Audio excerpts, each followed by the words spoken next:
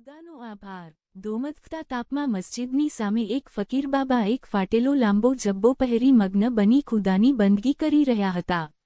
ફકીર ત્યાં જ રહેતા, સવાર બપોર સાંજ મસ્જિદની સામે ઝાડ નીચે બેસતા, ત્યાં જ નમાજ પડે અને મસ્તીમાં રહેતા। જે મળે તે ખાઈ લે, ના મળે તો વાંધો નહીં અને ન મળ્યાનું કોઈ દુઃખ પણ નહીં। સમય થાય એટલે ખુદાની બંદગીમાં લાગી જાય, નમાજ પડે, ક્યારેક એકદમ મસ્તીમાં આવી જાય તો અલ્લાહને પોકારવા લાગે, મોઢેથી પોકાર લગાવી નાચવા પણ લાગે। કોઈ તેમની બંદગી સાંભળી રાજી થાય તો કોઈ પાગલ ગણી હસે ને આગળ વધી જાય। ફકીર બાબાને મસ્જિદમાં આવતા જતા બધા જ જોતા, સામે જ મસ્જિદ છે, છતાં ફકીર બાબા ઝાડ નીચે જ તડકામાં નમાજ પડતા। એકવાર એક ભાઈએ કહ્યું કે, બાબા અહીં બેઠા બેઠા ખુદાને પોકારો છો તેના કરતાં મસ્જિદમાં અંદર આવતા હોય તો? મારા અલ્લાહ અહીં જ છે અને અહીંથી જ મને સાંભળે છે। ફકીરનો જવાબ સાંભળી આપતા જતા મોટાભાગના હસીને આગળ નીકળી ગયા, પણ એક સાચા ખુદાના બંદાને લાગ્યું કે ફકીર બાબાની વાત ગહન છે। તે ફકીર બાબા પાસે ગયો અને બોલ્યો, બાબા આપની વાતમાં ગહન જ્ઞાન છે, આપની પાસેથી ઘણું શીખવા મળી શકે તેવું મને લાગે છે। શું આપ મને થોડો ઉપદેશ આપશો? ક્યાં રહો છો?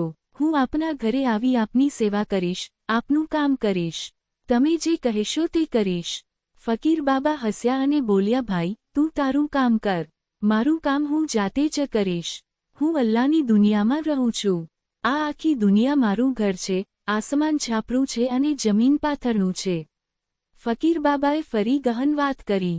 પેલા ખુદાના બંદાએ ફકીર બાબાને પૂછ્યું, બાબા તમારી પાસે ઘર નથી, ખાવા જે મળે તે ખાઈ લો છો, ક્યારેક ભૂખ્યા પણ રહો છો, ઠંડી તાપ બધું સહન કરો છો, છતાં આટલા ખુશ રહો છો, રોજ ખુદાની બંદગી કરો છો, તેનું નામ લઈને નાચો છો, તો આટલો બધો આનંદ કઈ વાતનો અનુભવો છો?